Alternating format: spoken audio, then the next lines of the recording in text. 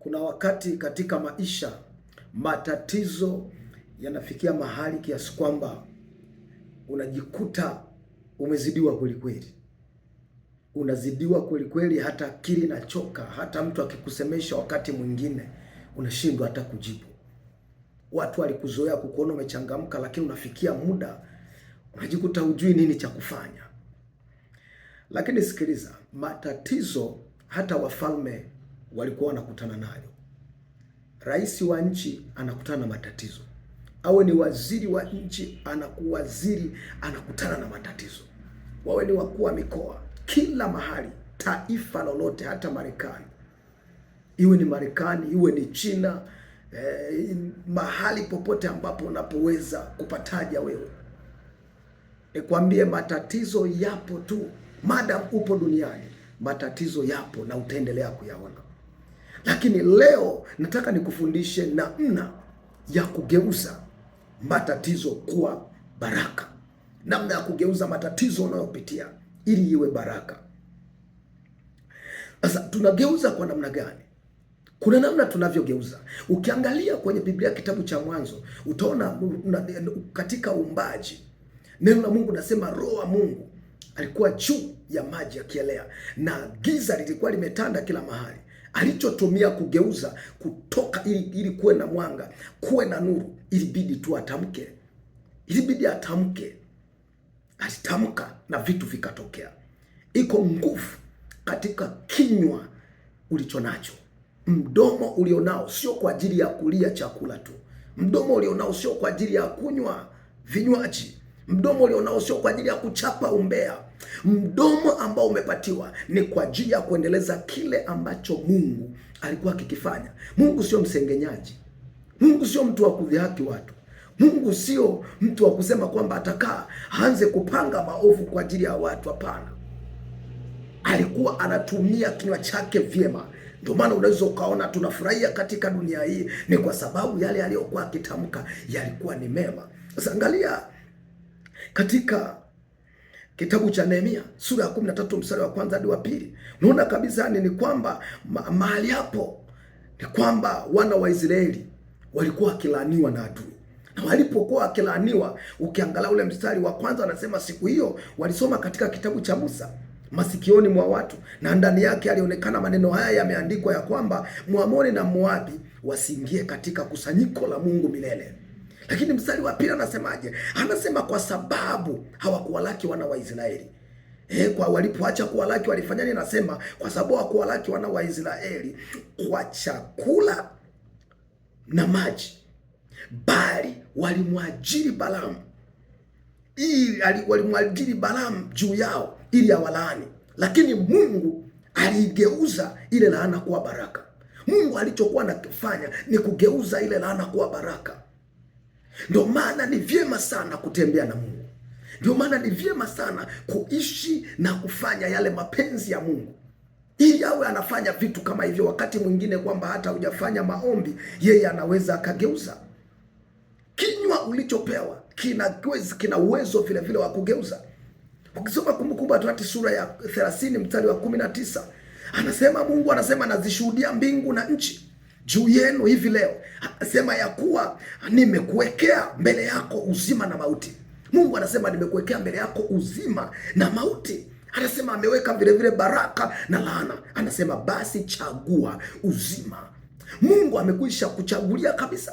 Anakuambia Bwana, usiangukie katika mauti, usiangukie katika shida, usiangukie katika matatizo, bali chagua uzima ili uwe hai, wewe na uzao wako. Chagua uzima. Kuchagua uzima ni kumchagua Yesu Kristo. Kuchagua uzima ni kutamka kile ambacho unataka kile kitokee. Ndicho ambacho unakitamka. Tamka kile ambacho unataka kitokee kwa kinywa chako. Usikuruhusu unajitamkia mambo mabaya. Mithali sura ya 14 mstari wa 3 anasema katika kinywa cha mpumbavu mna fimbo ya kiburi, bali midomo ya mwenye hekima huwahifadhi. Mdomo ndio unaweza kukuhifadhi. Mdomo unaweza ukageuza laana zikawa baraka.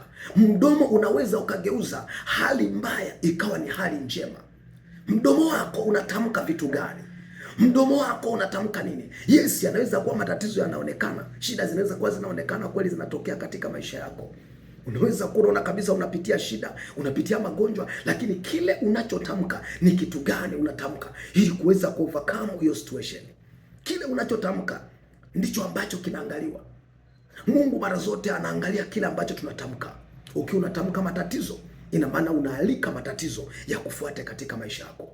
Lakini ukiwa unatamka vile ambavyo unataka kuviona, yes, unaona kuna shida, unaona kuna matatizo, unaona kuna magonjwa, unaona kuna madeni yanapia yambo kila mahali, unaanza kutamka sasa kile ambacho unataka Mungu akusaidie kiweze kuonekana. Unatamka kile unachotaka ukiona. Zaburi sura 39 mstari wa 3, na yeye anasema, mwana Zaburi alikuwa anaongea, anasema kwamba moyo wangu ukawa moto ndani yangu. Anasema na katika kuwaza kwangu moto ukawaka, na alisema kwa ulimi wangu. Daudi anasema ilibidi aseme kwa ulimi wake, moto ukaanza kuwaka. Anasema alisema kwa ulimi wangu, ilibidi aseme kwa ulimi wake. Lakini anasema Mithali 10:20 vile anasema ulimi wa mwenye haki ni kama fedha teule. Ulimi wako ni kama fedha teule. Moyo wa mtu mbaya anasema haufai kitu, lakini ulimi wa mwenye haki ni kama fedha teule. Tumia ulimi wako kugeuza na kuvuta vitu vizuri kwako. Tamka vilivyo vyema. Kama jinsi ambavyo unaona mtu alivyo na nguvu ya kuweza kuachilia laana, mzazi anaachilia laana, it means ana uwezo wa kugeuza akatamka baraka. Ina maana hiyo nguvu hana tu mzazi, hata wewe nguvu hiyo unayo, unaweza ukaitumia na ukaziona baraka. Mithali 18:21 naye anasema kwamba mauti na uzima huwa katika uwezo wa ulimi. Mauti na uzima huwa katika uwezo wa ulimi. Ina maana mabaya na mazuri huwa yamo katika uwezo wa ulimi. Mazuri na mabaya yapo katika uwezo wa ulimi. Baraka na laana ziko katika uwezo wa ulimi. Tumia ulimi wako kwa ajili ya kupata vilivyo vyema. Tumia ulimi wako. Daudi mara nyingi ukiangalia alikuwa anatumia ulimi wake. Alikuwa akai kimya. Ukiangalia kitabu cha Zaburi sura ya 109, utaona kuanzia mstari wa 1 Daudi anaongea, na sehemu nyingi tu amekuwa anaongea. Anapokutana na matatizo alikuwa anatumia kinywa chake. Alipoiona mauti, unaona anatamka. Alitamka kabisa, anasema sitokufa bali nitaishi ili niasimulie matendo makuu ya Mungu. Alikuwa akai kimya. Kwa alipoona mauti alitamka uzima. Anasema sintokufa. Wewe unatamka nini unapoona matatizo? Unapoona maadui wanakuandama unatamka nini? Sasa angalia Daudi alipoona matatizo yanamwandama, kile ambacho alikiongea, anasema Mungu wangu, anasema Mungu wa sifa zangu, usinyamaze. Anatumia kinywa chake. Halafu anasema kwa maana wamenifumbulia kinywa cha mtu asiye haki, cha hila. Anasema wamesema nami kwa ulimi wa uongo. Lakini anasema naam, kwa maneno ya chuki wamenizunguka, wanasema wamepigana nami bure. Kuna mahali alijikuta anaingia kwenye vita pasipo hata makosa yoyote. Kuna mahali alijikuta anaingia kwenye vita. Kuna watu ambao unajikuta wewe umewatendea vitu vizuri, lakini unaingia kwenye vita, unaingia kwenye mgogoro kwa sababu tu ya wema wako, unaingia kwenye mgogoro.